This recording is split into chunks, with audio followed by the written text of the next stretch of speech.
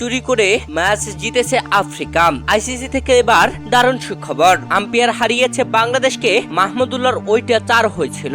দক্ষিণ আফ্রিকার বিপক্ষে বিশ্বকাপে নিজেদের দ্বিতীয় ম্যাচে মাঠে নেমেছিল বাংলাদেশ। আর এই ম্যাচে দক্ষিণ আফ্রিকা আগে ব্যাট করে বাংলাদেশকে 114 রানের টার্গেট দেয়। সেই রানের টার্গেটে ব্যাট করতে নেমে বাংলাদেশ শুরু থেকে উইকেট হারাচ্ছিল, টিপ টিপ করে রানও তুলছিল, যেখানে মাহমুদুল্লাহ রিয়াদ ও তাওহিদ হৃদয় দুর্দান্ত জুটি করে বাংলাদেশকে জয়ের স্বপ্ন দেখান। তবে বাটম্যানের করা দলীয় 17তম ওভারের দ্বিতীয় বলে মাহমুদুল্লাহ রিয়াদকে একদম ভুল আউট দিয়ে দেন আম্পায়ার। মাহমুদুল্লাহ রিয়াদ এই সময় রিভিউ নেন, আর রিভিউতে দেখা যায় বলটি একদম নাগালেরই বাইরে, যেটা জীবনে কল্পনাই করা সম্ভব নয় যে এটা আউট দেওয়া যাবে। অবশ্য মাহমুদুল্লাহ রিয়াদের পায়ে বলটি লেগে বাউন্ডারি হয়েছিল, তবে এরপরে আউট থেকে বাঁচলেও সেই 4টি দেওয়া হয়নি। দর্শক, যেখানে তখন 23 বলে 26 রান প্রয়োজন ছিল।